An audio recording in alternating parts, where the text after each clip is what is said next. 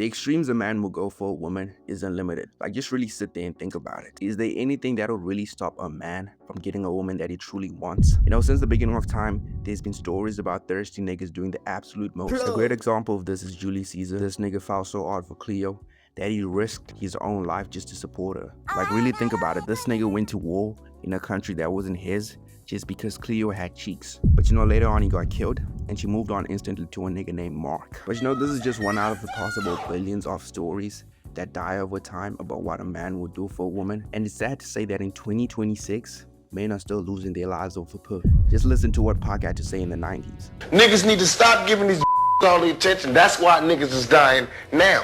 When these hoes get horny, niggas die. Hoes get horny, niggas die. Why? But you know, when it comes to the extremes that a man will do, there's a lot of rights. So here's a quick list of the worst things that you can do as a man for a woman. Alright, number one is just really trying to do anything with oral form. Now this one isn't necessarily as bad, but the reason I say don't do it is because 9 times out of 10, you always lose oral instead of gain it. Like, majority of the time, oral farming doesn't work because you're just gonna be awkward, my nigga. You know, because most of the time people get blinded by the idea and they think it's so good, but reality, like, what you're doing is just lame. And you know, after it doesn't work, you just really kind of sit there and realize how much of a lame nigga you are. Because when you oral farm, really, you don't think, so you just end up in questionable situations and you catch yourself sending a poem to a woman at 10 p.m.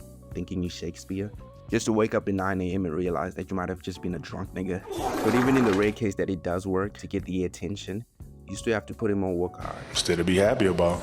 Job's not finished. But on the endless list of what a man will do for a woman, spending money or flexing just never really sat with me, okay? And I'm not talking about spending money on food or things of that nature. There's a difference between just being a good guy versus being a trick. So let's break it down by definition, alright? Tricking refers to men who spend money, gifts, or resources on women. My best example is, think of a nigga buying a woman a Birkin just so that he can crack. And you know, I guess everyone has their own fantasies, you know, to each his own. But if money is the only reason a woman finds you attractive, then who are you without it? Even though most part of this video is a joke, snaking out your own homie isn't player, alright? Like, there's certain men out there, when women get around, they become flexers and fighters. Like, I don't know, we just have a nigga talking about the time he bought you food like 3 years ago, or saying, yo bro, I'm about to turn off my hotspots. But the worst of them are jesters, alright? Because they will flame you and there's nothing you can do about it. Having your homie turn into a jester as soon as women get around is something that I wouldn't wish on my worst enemy,